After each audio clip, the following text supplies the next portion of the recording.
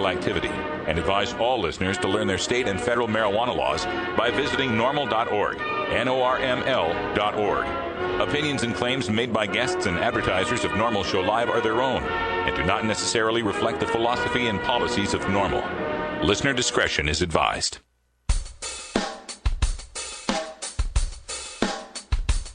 You take a seed, you plant it, you grow it, you dry it, you roll it, you smoke it. You take a seed, you plant it, you grow it, you dry it, you roll it, you smoke it, and it goes down smooth. Hey! Spanning the continent to bring you the truth about cannabis and marijuana law reform. I smoke pot and I like it a lot. From the promise of legalization. And I think we need to rethink and decriminalize our marijuana laws. To the agony of prohibition. One major responsibility is to encourage people to use less drugs. The National Organization for the Reform of Marijuana Laws presents NORML Show Live, Marijuana Nation. Now, here's your host, NORML's Outreach Coordinator, Radical Russ Belville. Good afternoon, Tokers and Tokettes, and welcome. It is Wednesday, April 11th, 2012, and it's got to be 420 somewhere in the world. Thanks for joining us for the show here in the middle of the week. We're going to have ourselves a good time, and if you're not careful, you might learn something before we're done. Hey. Welcoming here to the show, we've got Wiz Calico hanging out here on camera, too. How you doing, Wiz Calico? Aloha. Doing quite well. Glad to be in here. I'm going to have to boost you up just a little bit. Oh, we got to aim here. Somebody twisted my stuff. Oh, everybody's been twisting these cameras. Yeah, messing up my whole show. But you're not Ganja John. You are Wiz Calico. How you doing today? Quite well. I'm glad to be here. Feeling very irie. So we might have to call an audible today. That's what I was hearing.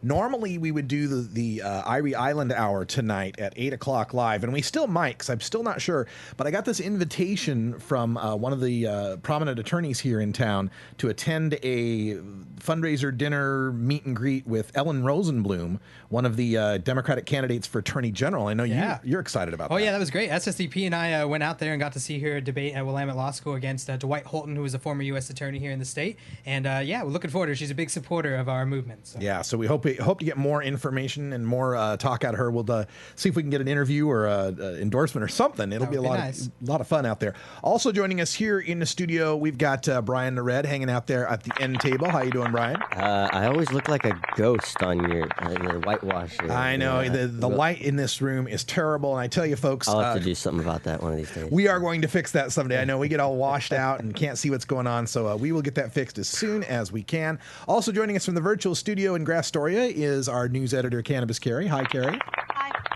I would suggest, similar to a car wash, people coming down into the basement have like a spray tan they have to walk through. There you go. That's right. Cannabis Carrie brings us our hemp headlines after the first break. So what do we have for the news today? Well, today we're going to talk about that Massachusetts medical marijuana bill to see who's going to pass that. The legislature, they're going to throw that back to the voters. I'll tell you all about that. Plus, San Francisco, they've been under attack lately, it seems like, from the feds, and their mayor has remained silent. He's finally made a statement. I'm going to tell you what he said. And then we've got one of those crime things to report. Senior citizen in Oklahoma was arrested. I'm going to tell you all about that as well coming up in today's Hemp Headlines. All right. That sounds like some news to cover here right after the first break. And also, I've got some news as well to bring to you, but it's all going to come in a radical rant at the end of the show. I'm going to talk about sports and marijuana and drugs. Also, at 1:30, we got Dr. Mitch joining us for the Cannabis Science segment, taking your live questions on the phone or by our chat room. Stick around. It's all coming up on the NORML Network right after this. You're listening to NORML Show Live, the voice of the marijuana nation. Hi, I'm Radical Russ. One of the best things about marijuana is the wonderful aroma. But when you travel a lot like I do, that aroma becomes a suspicious smell. That's why I endorse stealth-products.com, the leaders in smell-proof containers. From smell-proof vacuum bags to smell-proof backpacks and duffel bags, all the way to smell-proof digital safes, stealth-products.com has you covered. Stealth-products.com brings you safe, secure, odorless layers of protection with activated carbon fiber. Backpacks and duffel bags are simple black so as not to attract attention with a logo or flashy design. Now, nothing is perfectly odor controlled from the detection of drug dogs, but with proper vigilance, containers from stealth-products.com will help you avoid nosy humans. You're now listening to Illit Beats. Stealth-products.com. Stealth-products.com. This is Normal Show Live.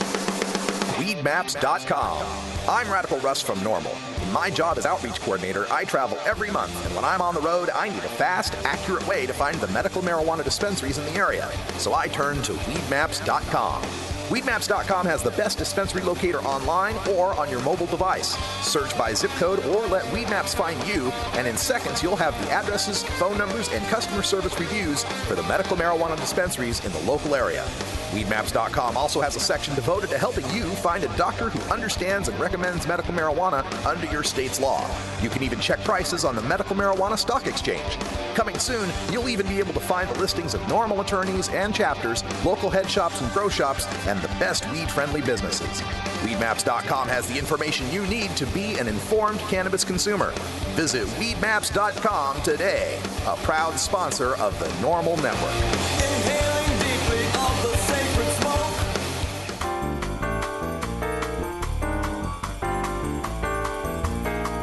Medical marijuana, industrial hemp, consumer cannabis.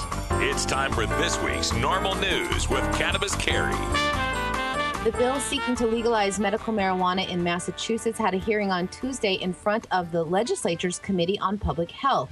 Most of the debate on Tuesday centered around the federal government's enforcement of medical marijuana, and they didn't make much headway into whether a legislative compromise might turn this measure into a law. But the other side is lawmakers not agreeing to pass a medical marijuana law in Massachusetts means that the measure will most likely go to the voters to decide come November.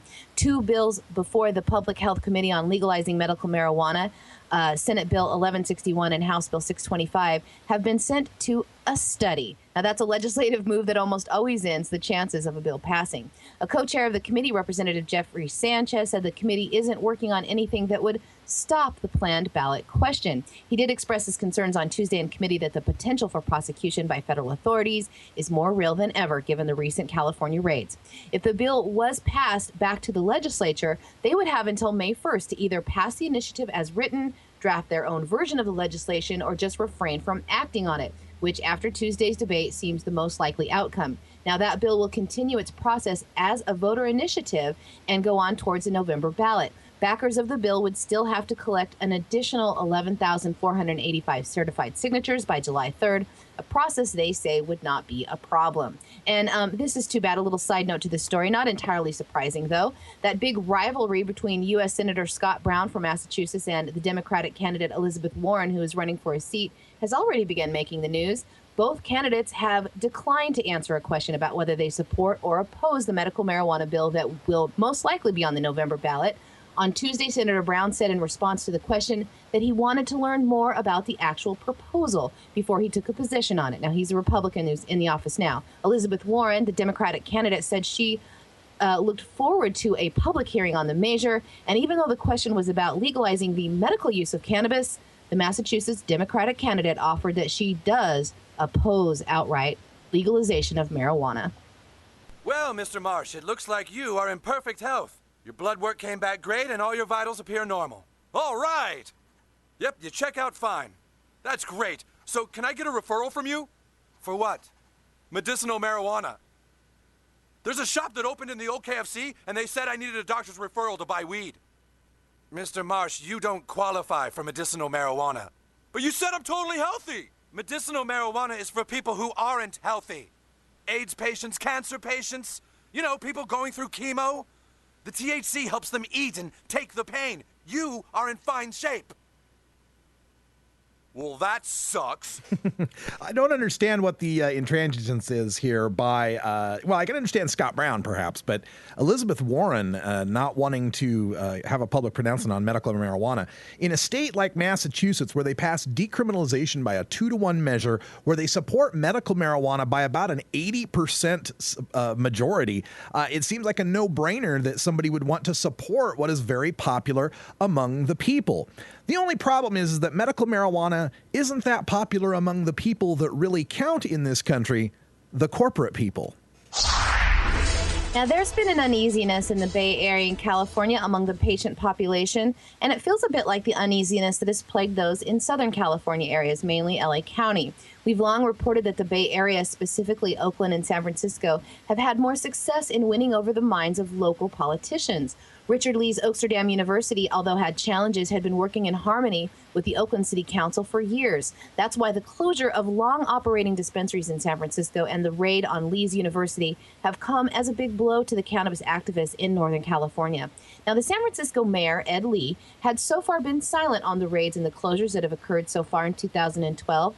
Mayor Lee has had no comment on the 5 city-licensed and city tax-paying dispensaries that have been closed to date, even though activists in the city have been asking for his help. A rally in support of the medical marijuana dispensaries and the cannabis community was held on April 3rd in front of City Hall. Along with concerned citizens, it drew city representatives from the city attorney, the district attorney, and most of the members of the city board of supervisors. But even with an invite, the mayor did not attend. But finally, on Friday, Lee broke his silence on the happenings and released a statement. It was posted on the office of the mayor's website, and in it he expressed his concern for San Francisco's medical marijuana users. He said, quote, "Since 1996, when Proposition 215 first passed, the state of California and our city have reaffirmed many times over our support of the legitimate medicinal use for people with serious illnesses. That's why I'm concerned about the recent federal actions targeting duly permitted medicinal cannabis dispensaries, actions that aim to limit our citizens' ability to have safe access to the medicine they need." Now, he also said as long as San Francisco's dispensaries and patients are operating within the guidelines set by then Attorney General Jerry Brown in 2008, I agree with our current Attorney General, Kamala Harris, that raids should not occur. She has said that an overly broad federal enforcement campaign will make it more difficult for legitimate patients to have their access to their physician-recommended medicine in California. Now, that may not be as strong as the statement that activists were looking for, but one of support all the same.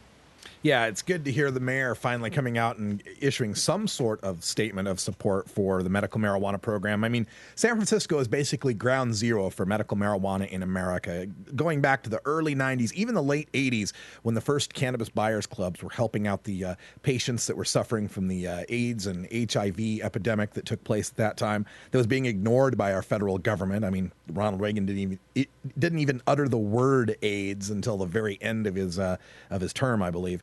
But this is great news that we're getting this support from the mayor's office, and I wish we would see more of this, more strong support from other mayors and other leaders at the local level, especially at the state level, in support of their state's medical marijuana programs. The federal government needs to hear this from our elected officials. They need to hear from the responsible lawmakers in the states and the cities that we want medical marijuana. We don't want federal interference. We got this, feds. It's our state, it's our people, it's our neighborhoods. We'll deal with it the way that we see fit.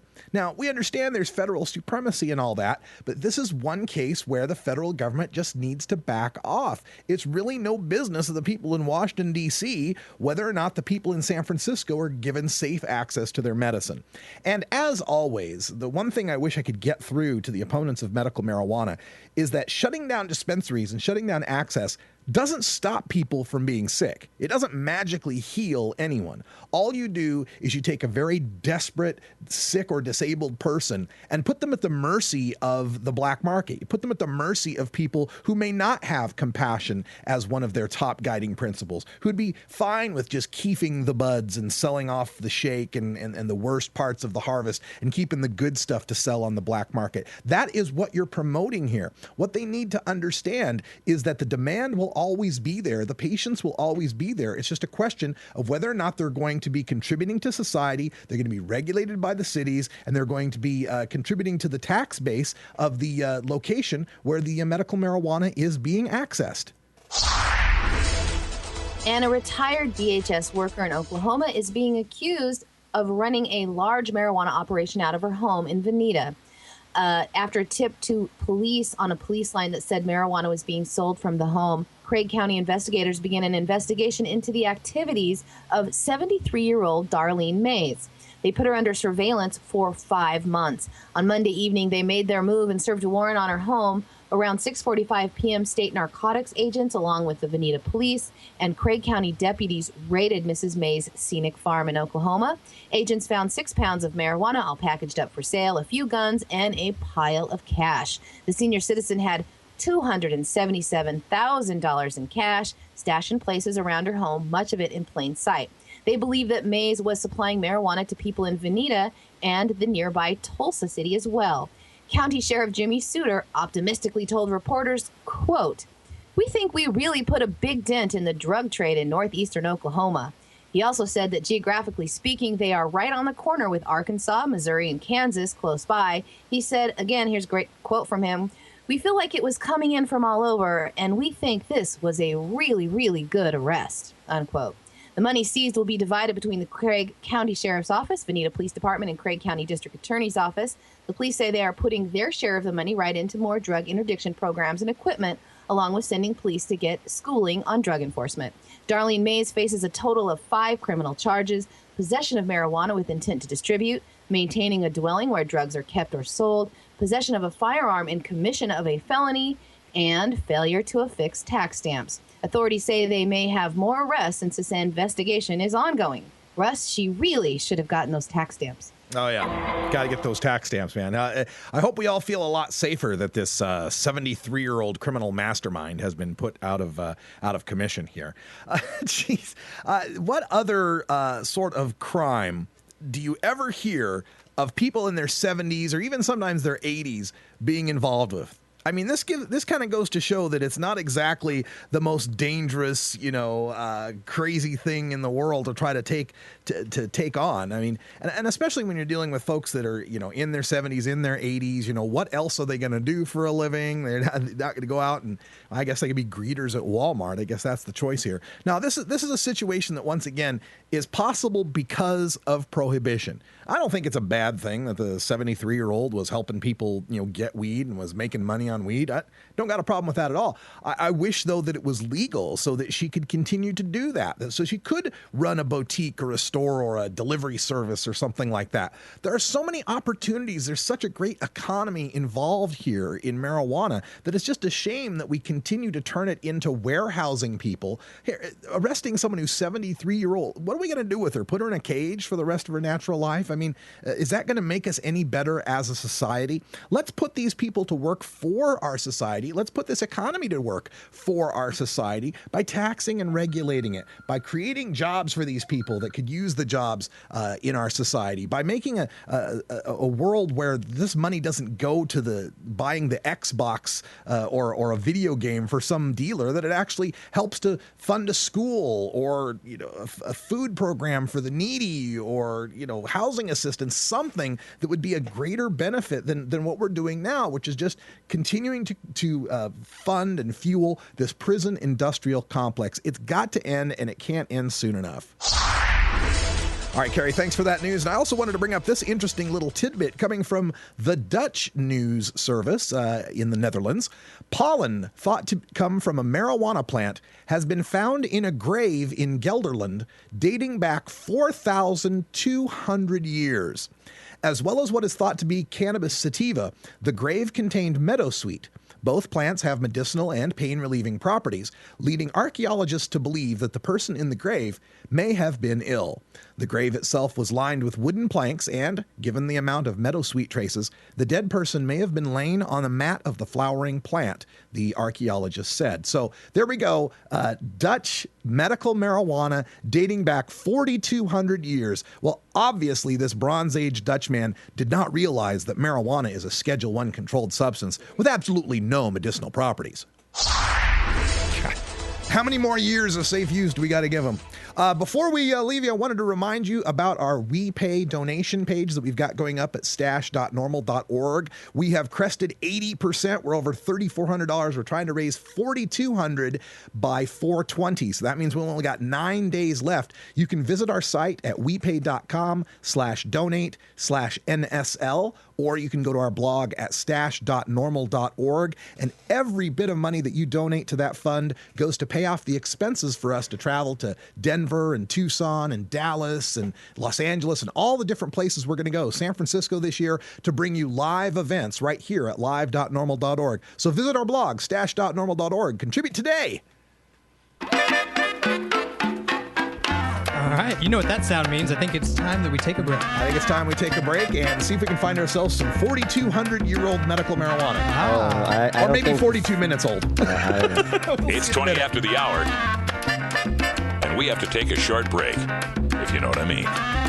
Please support these sponsors who support NORML Show Live. Oh, have you ever met that funny reefer man? A reefer man.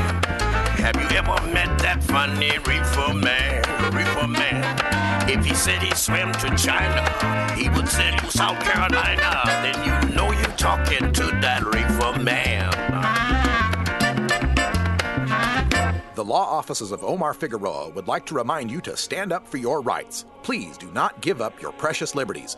There's nothing wrong with standing up for our constitutional rights, and in fact, it's the only way to honor the Constitution that recognizes our natural rights.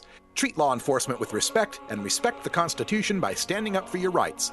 If you are detained or arrested, stand up for your rights by repeating, I respectfully invoke all my legal and constitutional rights. I do not consent to any search and seizure. I want to remain silent, and I want to speak to my attorney, Omar Figueroa. Omar Figueroa has more than a decade of experience in federal and California courts and graduated from Yale University, Stanford Law School, and Trial Lawyers College. Please contact the law offices of Omar Figueroa at 415-489-0420 or 707-829-0215 or on the web at www.omarfigueroa.com. What's up, guys? This is Miss High Times 2007, and you're chilling with us here at the NORML Podcast.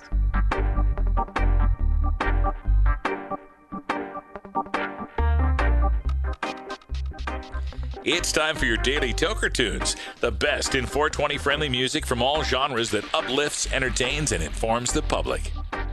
Today we get tunes for Irie Wednesday, our celebration of that mellow vibe we find in the best of reggae, ska, calypso, and Latin music. If you'd like to submit your song to be played on NORML Show Live, send it to us at stash@normal.org. Now here's some more great independent marijuana music for today's Daily Toker Tunes. All right, folks, instead of talking to Kyle, a.k.a. NorCal Perps today, we throw things over to Wiz Khalico, who's going to handle this Giant Panda Gorilla Dub Squad stuff. That's right. My boys from the Giant Panda Gorilla Dub Squad. If you guys are fans of the Irie Island Hour, you may have heard them before. They're from Rochester, New York. They're a psychedelic reggae group, which is awesome. And they just last year put out a country album. That's where you may have heard them. We've played some country music, and it's, a lot of banjos, a lot of mandolins. And, they put that album out, but they're typically more of a psychedelic reggae group. And so they just recently released a brand new album, just came out yesterday, April the 10th, entitled In These Times. And that's on Controlled Substances Sound Labs, which is the same label that has signed Slightly Stupid, The Expendables, and a bunch of other artists that we listen to here on the NORML Network. And, Curtis from Herbivore Publicity, the guy that does all their PR, it's been really awesome to us, is also the guy that does the work for The Green. So we wanted to make sure that they got their proper shout-outs on an Irie Wednesday and wanted to preview this song, which is the lead song off of their new album, In These Times, which you guys can find at giantpandadub.com, giantpandadub.com, or easystar.com. This is In These Times by the Giant Panda Gorilla Dub Squad.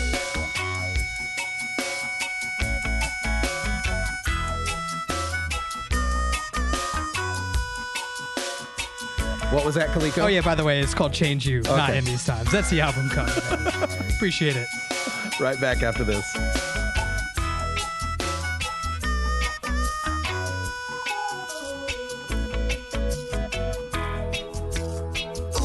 You sunk this one, and you're swimming in your desperation. Oh, you're slipping up, and you're burning every bridge that can save you. Past where we're from, and we're moving up in this foundation. Goodness will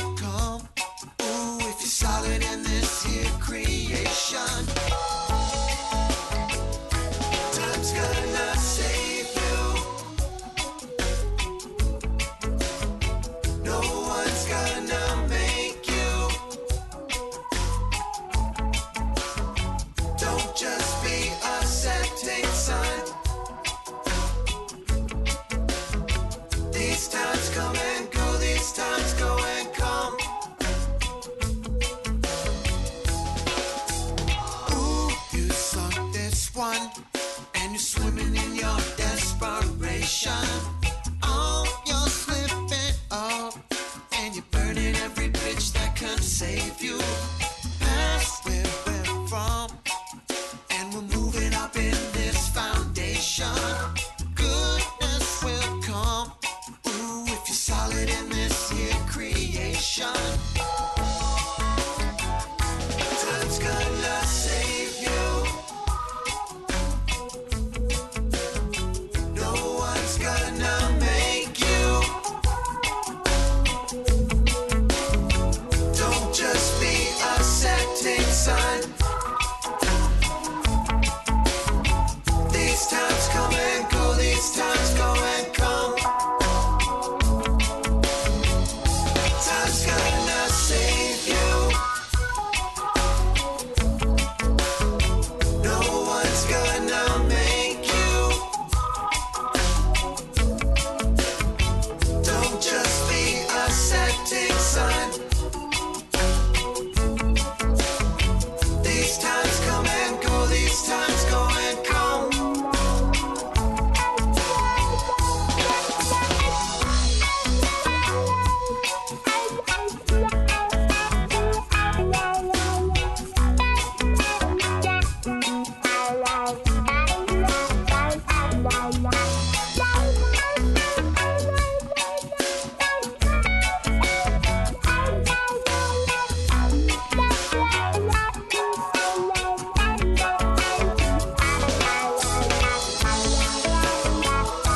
Time's gonna save you. No one's gonna make you. Don't just be a setting sun.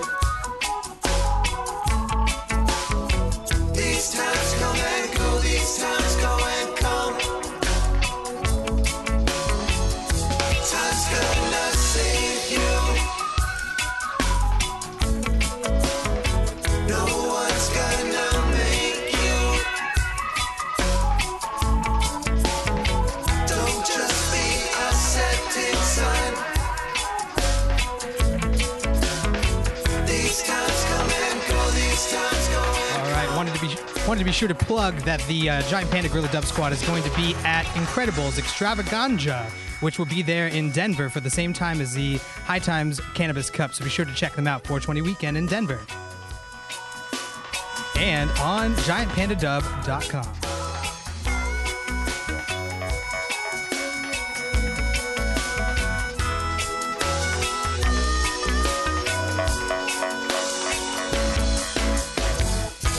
Alternative Medical Choices offers healthcare the way it should be. Easy to access, patient-centered, team-based, and quality-focused. We offer a variety of natural, affordable healthcare treatment options like primary care, group acupuncture, massage, and assistance with OMP registration. As a patient, you will have a team of experts working with you to make you the best you can be. Call Alternative Medical Choices at 503-288-5579 or check us out on the web at altmedchoices.com.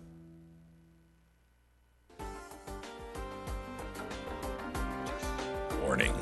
Neil deGrasse Tyson may grab you off the street at any minute. I know that the molecules in my body are traceable to phenomena in the cosmos. That makes me want to grab people in the street and say, have you heard this? This is Normal Show Live. Sir, do you think there will or should come a time for us to discuss the possibility of legalization, regulation, and control of all drugs, thereby doing away with the violent criminal market as well as a major source of funding for international terrorism? Thank you so much for your time, Mr. President. Well, I think this is an entirely legitimate topic for debate. Name the time and place, Mr. President. At NORML, we've been prepping for this debate for 40 years. On Sunday mornings when I'm asleep in my dorm room, my parents are busy recording the Libra Lounge. But I always catch the replay here on the NORML Network, Wednesday evenings at 7 p.m. following Danny Danko's Free Weed. Bitches have something to say. Oh, she's brilliant. The Libra Lounge. It's time for Normal Show Live's Cannabis Science with Dr. Mitch Earlywine. Dr. Earlywine is a professor of psychology at the State University of New York in Albany and the author of Understanding Marijuana. Now here's your dose of cannabis science. All right, folks, let's get right to it. Dr. Mitch is waiting on the line, and he's a pro and ready to go. How you doing, Dr. Mitch? Having a great day. All right, me too. As we get started here, I wanted to open up with the newest studies. We always like to give people the cannabis science right at the beginning here. I've got one that Paul Armentano put up on baby wash products and false positives for THC. I was hoping you could address that and maybe any other studies you could tell us about. As it turns out, that one's a pretty haunting one. So one of the commonly used baby wash soaps can actually create the illusion that either the baby's urine or your urine has been exposed to cannabis.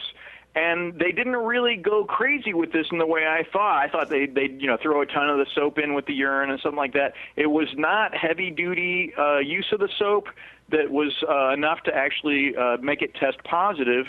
And they actually used a fairly conservative cutoff for what would qualify as a THC positive urine screen as well. So this is pretty haunting. Mm-hmm. Now, they did test a whole bunch of different products, and not all of them were this way, but the fact that this exists is really spooky, particularly given that there are states where people can essentially be charged with child endangerment if something like this showed up. Yeah, and from what I read on this is the University of North Carolina at Chapel Hill, and they came about doing this study because they had suspected they were getting all these positive readings, and these mothers that were protesting, no, there's no way, I've never smoked pot, and had pretty good, alibis to back them up on it as far as other testing and follow-ups go. And so the researchers were like, well, geez, what could be causing these babies to come up positive? And, it was pretty insightful of them to think about the baby wash products. Is that the way sometimes these studies come about, is just kind of happenstance like this? And I'm grateful that they were willing to take that route rather than immediately, run down to some neighborhood and try to bust everybody. Yeah. But in fact, the way we discovered phenylketonuria, basically this problem with some folks who can't metabolize phenylalanine, was one of the nurses said, hey, these diapers smell different on these kids. And suddenly everybody, got into that and realized it in a way where they would have been sort of lumped in with other folks with mental retardation problems. Instead, they discovered this unique quality, and we, discovered a way to keep that to a minimum. So, no, I'm always delighted to see work like that. All right. With regard to that, are they talking about these baby washes being absorbed by the baby's skin and then going through the baby's urine, or is it a contamination thing where they might just come in contact with each other? So they actually put the baby wash in what's basically like a baby wipe and a diaper-type product, and then the urine was in with that. And so that was how it was exposed. And, I mean, it was a relatively high dose under those circumstances, but, the possibility of that is definitely not zero, and Sure. it seemed to be making, having an impact at this particular location. So I think that's a reasonable way to do the test. All right. We're also taking calls from the live audience right now at 971-533-7111, or you can get them through our chat line at live.normal.org, where we get our first question from an anonymous Ustreamer who wants to know, what's the best thing to say when someone tells you they have a friend who used to be normal, but then they started smoking weed, and now they're all messed up because of it? How do you respond to something like that? It's interesting because I can't help but ask, do you know anyone who's messed up who doesn't smoke weed? Mm-hmm. There we go. It's always, it's a case-by-case basis, too. I mean, you'd have to know who's the person, who are they talking about, what's going on in their lives. I find in talking to people that a lot of times their smoking of marijuana is a reaction to something bad happening, not something bad happening because they're smoking marijuana. And in fact, particularly in teens who are showing a lot of problems, it's often undiagnosed post-traumatic stress disorder or clinical depression, and it's more often self-medication than cannabis causing the troubles. And I really resent these people whose tacit assumption is that this person would be Jonas Salk and now discovering wonderful cures for cancer while they're zooming to the moon, when in fact odds are high this is a person who's got some genuine troubles and might need some help, but cannabis is hardly the source of those troubles. Yeah, I actually had one of those people during the whole Michael Phelps thing saying that, well, imagine how great he would have been if he hadn't been smoking weed. It's like, yeah, he would have gotten 8 out of 8 world records instead of 6. Jeez, I mean, what more do you want from the guy? But also, he probably would have been so stressed out he would have cracked and quit swimming. Yeah, it very well could have been. I mean, that's a real monotonous lifestyle, and Oh, man. Yeah, I imagine marijuana can help with that a lot. We're going to talk more about sports and marijuana here at the end of the show, too, in the Radical Rant, so stay tuned for that. More questions coming in from the chat room. DFW deputy from Dallas-Fort Worth wants to know, do you think Latin America will beat us to legalization? All I can say is I hope they get to it soon. It is insane and dangerous down there. I just had a colleague come back from Mexico City, and he was headed out to go for a jog in the morning, and they stopped him at the hotel and said, don't go out right now, you won't come back. Wow. I mean, it's that bad. And I feel like it's clearly going to require some drastic change, and legalization would be the first step. I think if the government could actually get control of the drug markets down there, it would be superb. And I would hate to think that the United States would have to wait until things are that bad up here in order to make comparable changes. Yeah. And in fact, there are already some decriminalization moves that have been made in some Latin American countries. At least in South America, I know Argentina has gone a long way in its decriminalization. I know there's a few other countries as well. We'd have to ask Ethan Nadelman for the rundown because I don't remember them all off the top of my head. Well, and their ideas about enforcement are nowhere near as hard-ass, shall we say, as some of the towns around here. All right. We're going to go right here to the live studio. Our own Wiz Khalico has a question for you, Dr. Mitch. Hey, Dr. Mitch, I have a friend who swears that he does not dream when he smokes cannabis. And so he talks about how he needs to quit because he doesn't dream anymore. I'm just curious, what is the effect of cannabis on dreaming? We do see suppressed REM sleep with repeated exposure to THC. So that stage of the sleep where dreams are most likely does seem to be suppressed. And I do recommend not hitting it every night. And I know when you're battling insomnia, it's hard to not hit it one night. But definitely keep your dosage low, and then take nights off. And it's amazing how delightful it is to get those dreams back. And I really encourage it in part because you do see some REM rebound if you go a long time without abstaining in the night. So then you finally take a night off, and it's like you have all your dreams at once, and suddenly giant rocket ships are flying in yellow submarines, and monsters are jumping out and everything else, because it's like you're having a week's worth of dreams all on a single night. So by all means, taking nights off, it's really worth it. That's interesting because I took a night off last night I just didn't happen to because I smoked pretty early in the night and then ended up passing out and then woke up and went back to sleep for real. And then I had pretty intense dreams. And I got to say, it was the first time that I do vividly remember dreams. And I was like in a cold sweat last night, and I just haven't had that in a while. So maybe if that is the effect, maybe I'll keep smoking before I go to bed. Because it was not that comfortable. It's not pleasant. In fact, Alan Budney, he calls that a symptom of marijuana withdrawal. Oh, well, there you go. I mean, you say that to a heroin addict and you'll get punched in the face. But, clearly this is what categorizes you as obviously dependent. Well, there we go. All right. Well, there we go. Makes sense. I guess the solution is to just keep smoking there, Khalico. There we go. We got you taken care of. All right. We've taken questions for Dr. Mitch Earlywine here live during the 4 o'clock Pacific hour, 7 o'clock Eastern time. The phone number here is 971-533-7111. But if you don't get your question in on the show, or if you're shy, or you can't log into the chat, or whatever it might be, you can always send your question in by email to 420research@gmail.com. That's 420research@gmail.com. And we'll get that question right to Dr. Mitch Earlywine. Uh-oh. That sound means we're going to go off the rails a little bit. Dr. Mitch, I've started this new thing where we attack a subject that has nothing to do with marijuana, although I'm going to give it a slight marijuana hook. For a long time, I was a Red Cross blood donor. I figured it's the laziest way that I can help others. I just sit in a chair and bleed. And throughout the entire screening processes, whenever I went through Red Cross, it was never a problem because they don't have an issue with cannabis use. I was very honest about it. I use cannabis every day. They're like, I don't care about that. And then they asked about all the other prescriptions or whatever. But one of the things that always bothered me about this is that they don't allow gay men to donate blood, even, regardless of HIV status or anything like that. Just if you admit to being gay or having sex with a man, you can't donate. And they don't make that restriction on women, I understand. It's just gay men. So I'm wondering if you can address that, Dr. Mitch, and give us an idea of what's going on with the Red Cross. Why do they have this standard, and what, if anything, can we do about it? So I find this egregiously unethical, and I think that they could actually use that blood to gather incredibly important data if they were just willing to do so.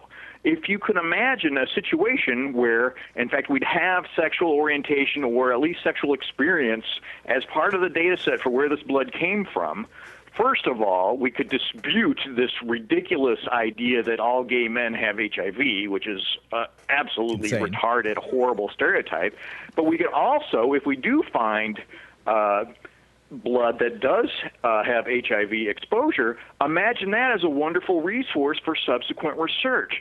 Right now, folks doing some of the simian AIDS research, folks doing HIV research with human blood, they're really struggling to get, enough of a sample and enough of a diverse sample to really do the kind of work they need. They could make incredible use of that data if all I had was literally just a questionnaire that I would, fill out anonymously and staple it and toss it in with the blood that I donate, and they would just separate that out and use it for other purposes. Yeah, we're going to talk about this more in hour 2 in Toke Talk Radio. Cannabis Carrie's been doing some research on this, and she actually called the National Red Cross today and talked to them about this issue. Carrie, anything else you want to tease for this segment coming up here in hour 2 about this Red Cross stuff? Well, I went and donated blood today, and I had a good conversation with them. I just want to say that the Red Cross, the National Red Cross, and it says on their website, they don't have authority over the blood donation guidelines that is set by the FDA. And they say when the FDA changes their guidelines, that they will most likely change theirs. And I can also tell you that it's been up for debate in 1997. In 2003, like a bunch of congressmen wrote, and they went up, and as recently as last June, they went up to review it again. They changed the eligibility, for example, people that had tattoos. You used to not be able to give blood if you had a tattoo at all. Then you had to wait a year after a tattoo. They've changed that now to 6 months. So this is the one thing that they have not changed. Every year it comes up for review. It sounds very homophobic to me as well. They say that if you're a gay man, you've ever had sex with a man after 1977, lifetime ban. Yeah. That's just insane, Dr. Mitch, and we're going to take a look at that more in hour 2 as well, because I think it also can be a dangerous, it sets kind of a dangerous mindset in that people going in to give blood, if they think about this, they might think, well, wait, why do they have to keep all the gay guys out? Because of AIDS? Wait, does that mean they can't test AIDS in the blood? I mean, isn't that what it kind of suggests? And I mean, the latent homophobia or flagrant homophobia, depending on how you look at it, is just so unjustified. I mean, the base rates of HIV are nowhere near what you would expect if you were clearly turning away every guy who'd ever had sex with a man. Yeah, it was just outrageous. It was always tough for me. I always hated seeing that question, and I questioned whether or not, ethically, should I be doing this, supporting some organization that feels this way? But like Carrie says, it sounds like it's the FDA that we need to get our attention to, and not necessarily the Red Cross. And as fired up as we are for blood, I mean, this is just a mistake. Yeah, absolutely. Well, I'm glad we got to talk about that a little bit, Dr. Mitch, because it's not always just about marijuana here, but I do encourage marijuana consumers, the cannabis community out there, to give blood, because you can. As a cannabis consumer, they don't have a problem with that. So let's help everybody we can. Dr. Mitch joins us every Wednesday here for the Cannabis Science segment. Thanks so much, Dr. Mitch, for being here. Thank you. All right, 420research@gmail.com if you want to send him an email. We're back with Sports and Weed right after this. You're listening to NORML Show Live, the voice of the marijuana nation. What makes something funny?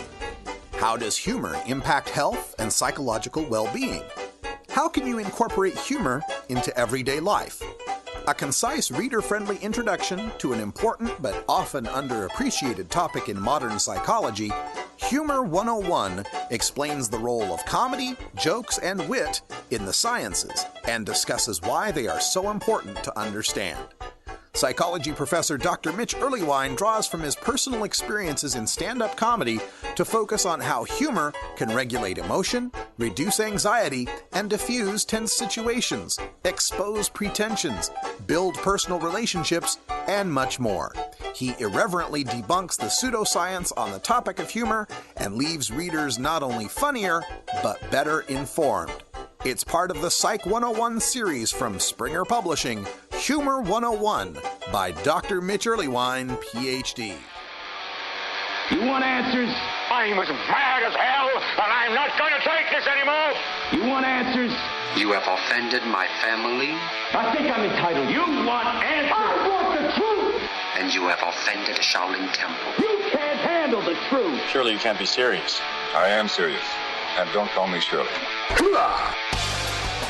Radical rant.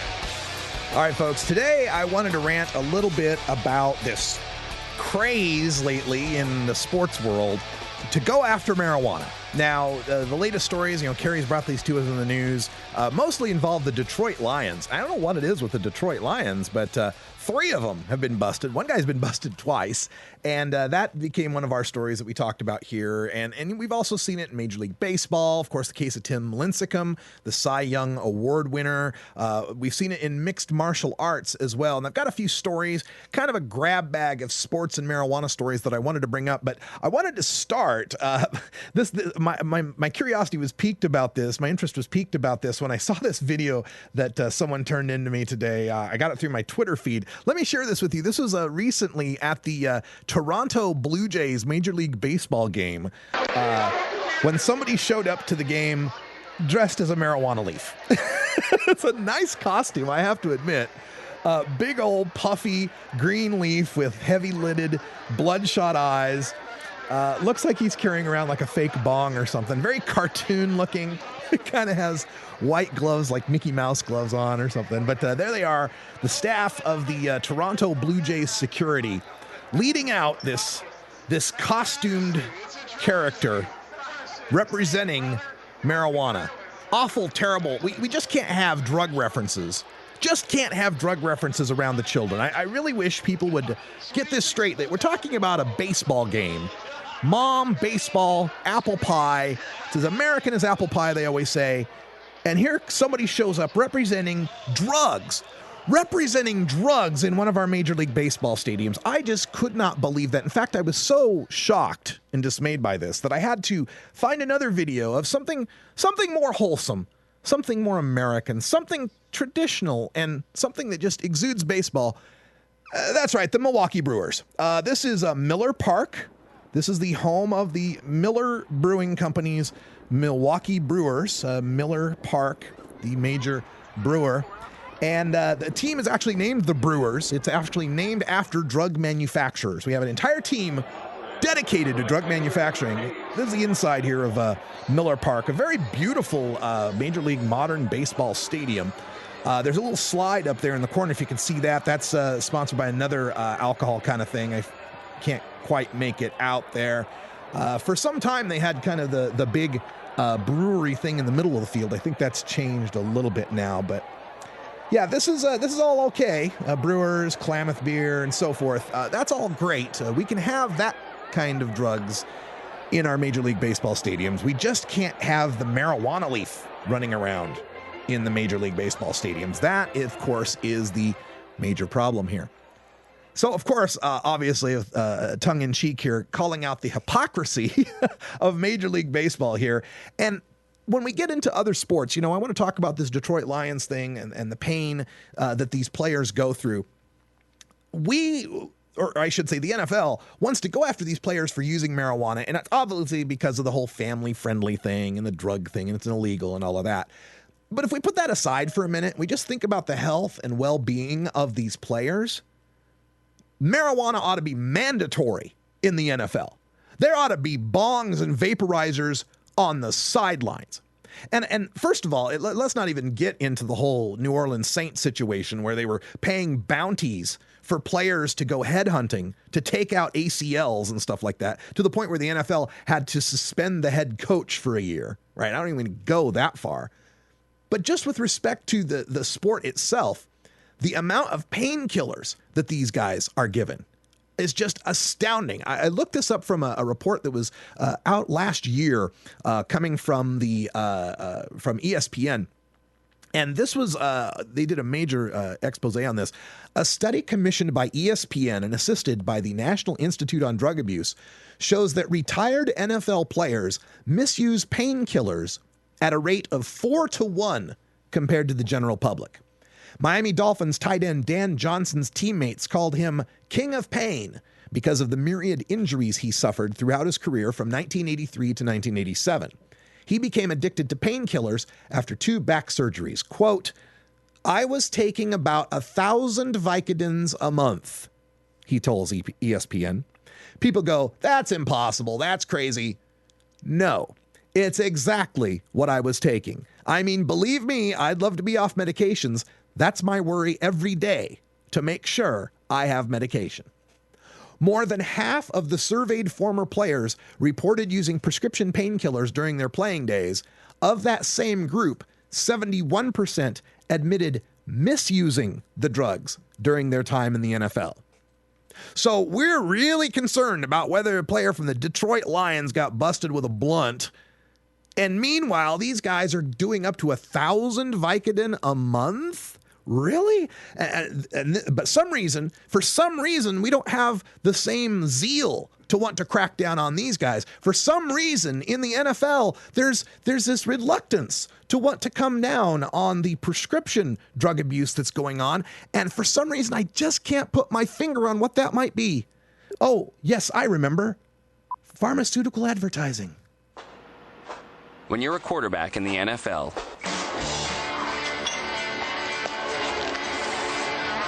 there are no sick days.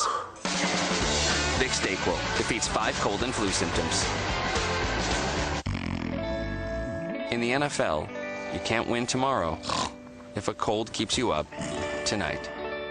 Vicks NyQuil Cold and Flu. The nighttime sniffling, sneezing, coughing, aching fever, best sleep you ever got with a cold medicine.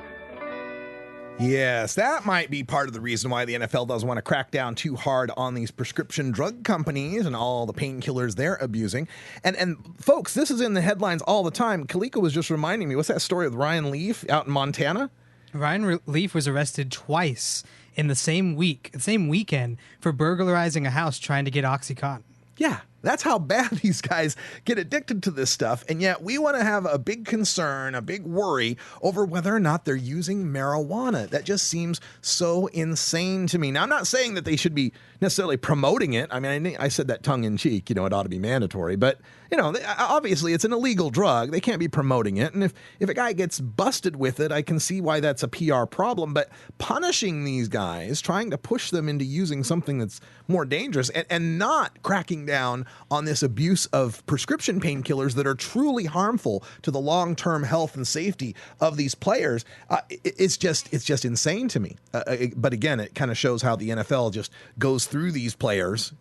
Other than the big superstars, most of them, lead lives of, you never hear them again. They don't make a whole ton of money. They end up crippled by their 50s. So, they need to pay a little bit more attention to this. I'd like a little less pink ribbons and pink stuff all over the uniforms when breast cancer awareness comes out. And how about a little more attention to this prescription painkiller problems that we have in the NFL? Now, to continue the whole sports and marijuana thing, I also wanted to bring up some stories because another area where marijuana use has been cracked down upon in sports has to do with the mixed martial arts and boxing.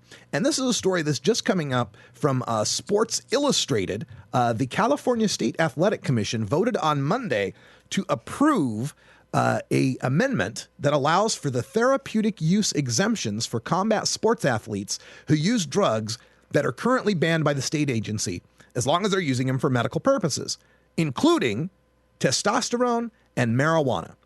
To be adopted into state law, the amendment's verbiage must now be reviewed and approved by the Department of Consumer Affairs and then the state's Office of Administrative Law, a process that could take months or even years if it passes at all.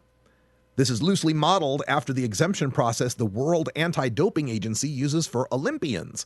The amendment states that the exemption will only apply to, quote, medication needed to maintain health and not obtain an unfair advantage over an opponent during a match, end quote.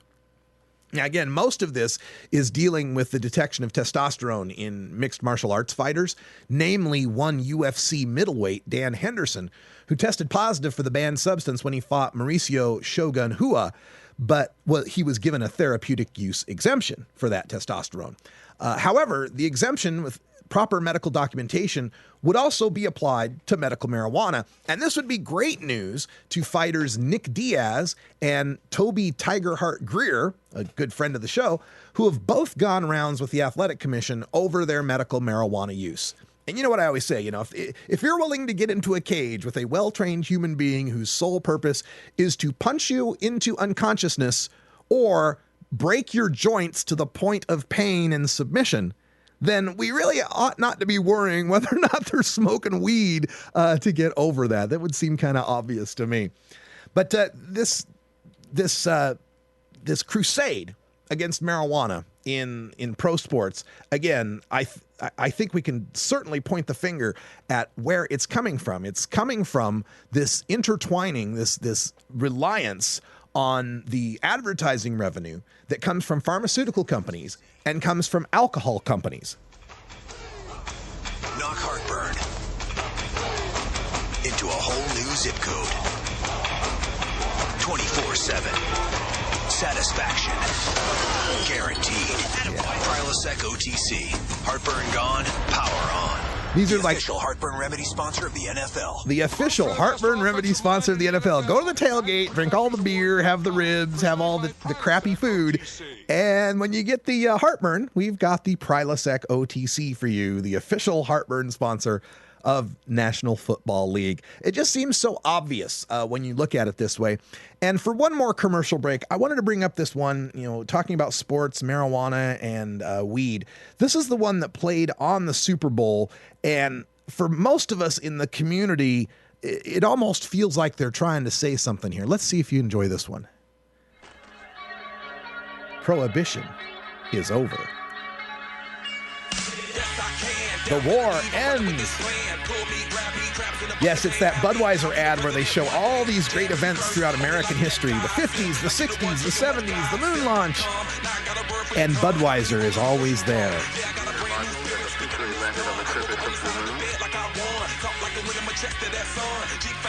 This is how deeply into our culture the use of drugs has become embedded.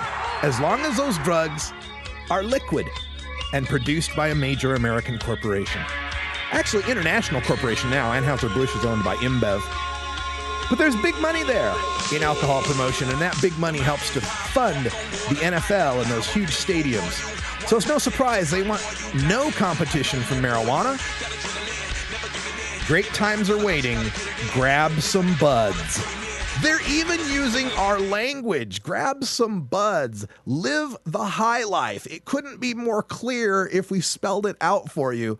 Just as long as there's a company out there that can make some money off of it. Just as long as it's not you growing a plant in the backyard on your own, having a little fun, watching the game, and not contributing to some company's bottom line. That's why sports doesn't like marijuana, people. All right, we're going to take this into hour two. We got all sorts of interesting things in hour two. A new movie trailer from Seth MacFarlane. We've got Drunk Bohemian Rhapsody. You're going to love this one. And Sarah Frank from Moms for Marijuana joins us with news of a victory over WePay.com's refusal to process Moms for Marijuana. So very interesting financial news coming up in hour two. Toke Talk Radio. You can learn more at radicalruss.podbean.com to subscribe to TTR. For Cannabis Carey, Wiz Khalifa, and Brian the Red, I'm Radical Russ. Thanks for joining us for hour one. And until next time, take care of each other, tokers.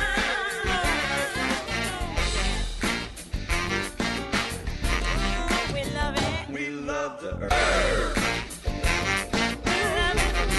This is NORML Show Live, the voice of the marijuana nation. Take it on one more time. You take a seed, you plant it, you grow it, you dry it, you roll it, you smoke it. You take a seed, you plant it, you grow it, you dry it, you roll it, you smoke it. You take a seed, you plant it, you grow it, you dry it, you roll it, you smoke it, and it goes down smooth. You're listening to the NORML Network.